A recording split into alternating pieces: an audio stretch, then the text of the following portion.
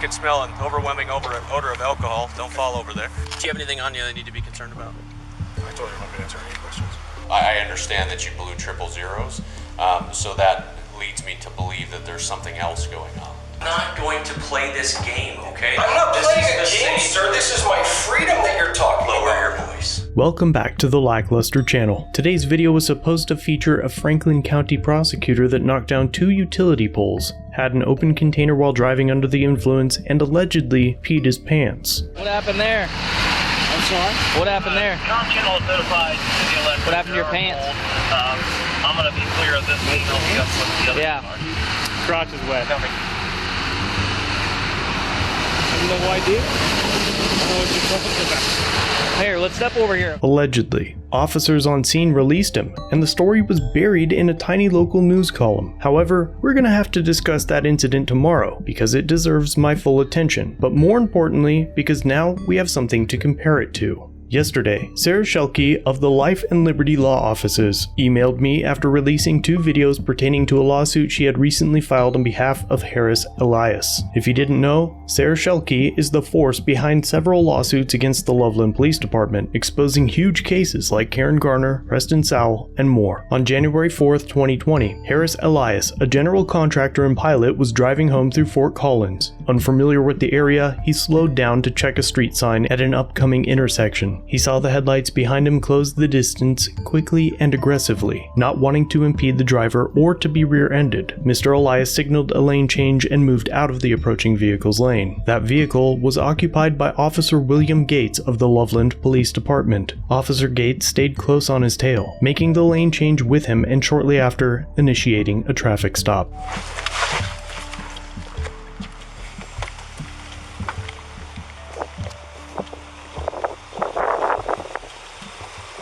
Hi, how you doing? Good. Hey, Officer Gates. The reason I stopped you, you didn't signal your lane change, and we're going about 15 to 18 miles an hour in a 45-mile-an-hour zone. No, you moved from the center lane over to the left lane, and you failed to signal your lane change. Okay. All right. Do you have a driver's license and insurance with you? Yeah, that's cool. How much have you had to drink tonight? What's that? I said, how much have you had to drink tonight?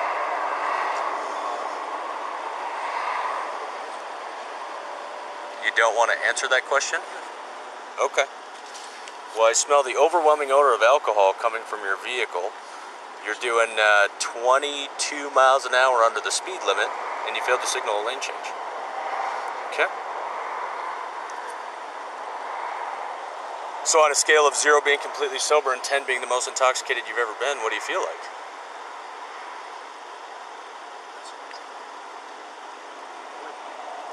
Okay. Alright, just hang tight for me, man. I'll be right back with you. Officer Gates returns to his cruiser after Mr. Elias surrenders his documents. Officer Gates has just accused Mr. Elias of not signaling a lane change, but when Mr. Elias expressed his doubt of the claim, Officer Gates added that he was doing 18 in a 45. It is not illegal to drive 18 in a 45, and knowing that he had not committed an offense, Mr. Elias became concerned that the officer was accusing him of so many, and decided from that point to politely refuse to answer any of the officer's questions at the third unfounded accusation, the overwhelming odor of alcohol. Though Mr. Elias was completely sober. Not only is it his right to remain silent, it is also widely known that everything you say will only and always be used against you in court. As such, he declines the officer's questions. About 3 minutes later, 2 officers from the Larimer County Sheriff's Office arrive. Hi. Hey. So I'm following him south on College, and we're doing 15 to 18 miles an hour. And he's wants to signal a lane change from the center lane to the left lane. Asked him how it reeks like booze. Asked him how much he's had to drink. I don't want to answer that question. And I said, on a scale of 0 to 10, what do you feel like? And he goes, that's irrelevant. So I don't know how this is going to go. Officer Gates returns to Mr. Elias's vehicle. Hey, sir, I'm going to have you step out of the car for me, okay?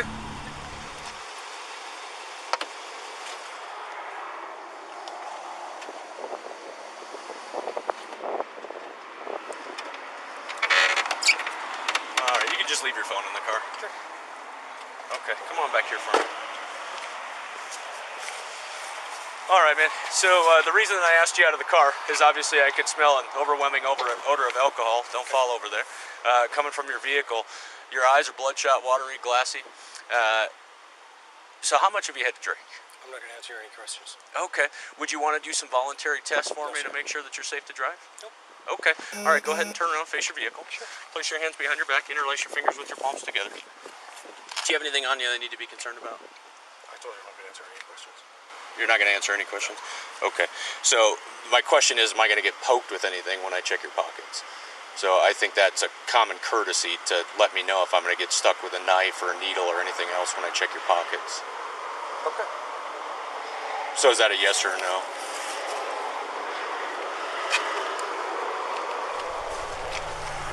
Yeah, just hang on there for a second. Officer Gates now searches Mr. Elias and places him in the back of his cruiser. So I have to advise you of what's called Colorado Express Consent, okay? And that says by the act of driving in the state of Colorado, when arrested for driving under the influence, which you're under arrest for that charge right now, you've already expressly consented to a chemical test of your blood or your breath. Which test would you like to take? I don't know. I'd have to understand that a little better.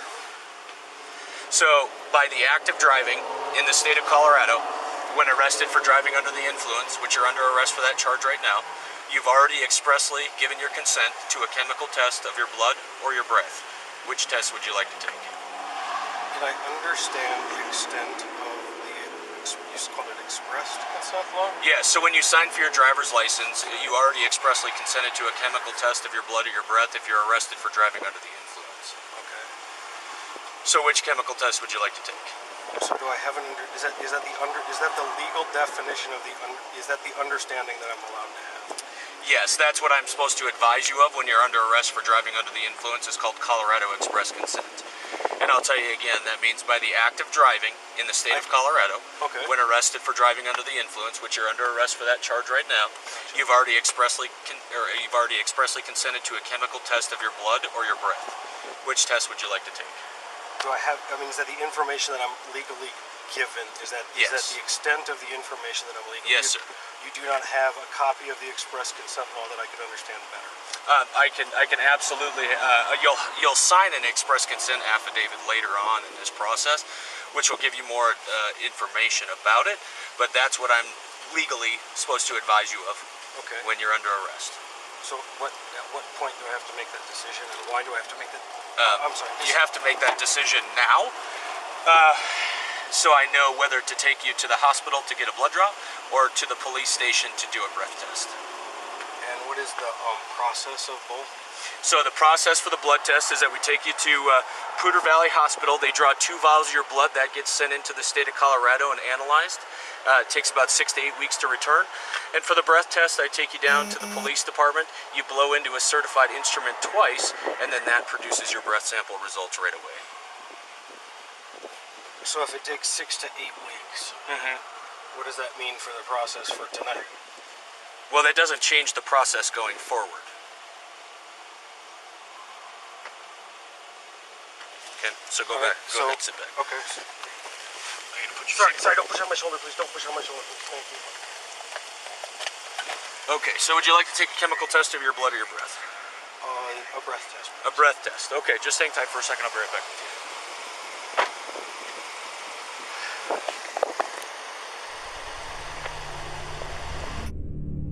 At this point, Officer Gates mutes his body cam. Shortly after, he begins questioning Mr. Elias again while muted. In the lawsuit against Defendant Gates, it is alleged that he regularly and prolifically violated the LPD's written policy regarding when officers are permitted to mute their body cams. It is a well-known practice of Officer Gates to mute his camera while questioning arrestees, after which he would write in his reports all kinds of false statements regarding what was said during the time of the accidental or inadvertent muting of his body cam. Now, the body cam is muted for almost 25 minutes while Mr. Elias is transported to jail to complete a chemical test as he refused to submit to field sobriety tests. Once at the Loveland station, Mr. Elias completed a breath test. The result was 0.000% blood alcohol content, both times. Now aware that he had likely made an unlawful arrest, Officer Gates asks Mr. Elias to consent to a blood test. Obviously, your breath test came back not consistent with your driving actions. and your mannerisms. So would you be willing to take a blood test? I don't understand what the implications of the answer to that question are. Because I'm already complied with the test. Right. So like I told you, so your mannerisms as you exited the vehicle, your eyes, things like that, your driving actions, they're not consistent. I understand that you blew 000, so that leads me to believe that there's something else going on. Okay, so being that I again had reasonable suspicion to arrest you for driving under the influence, you've provided a breath test that's 000. It doesn't, like I said, it doesn't make sense with your driving and your mannerisms. So I advised you of Colorado Express consent again, and now again I'll ask you if you take a chemical test of your blood.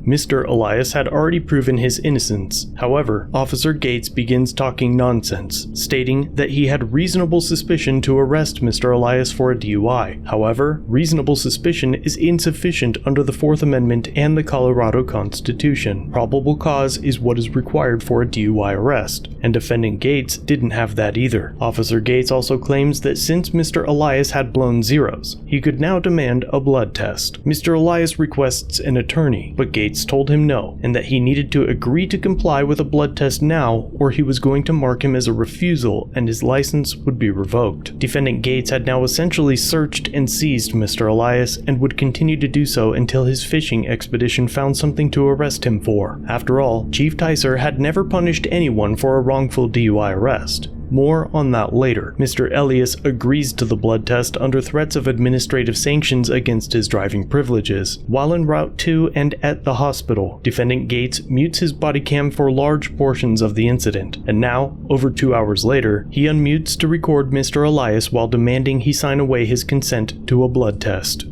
I've already consented, so I'm not going to sign anything else without an attorney present.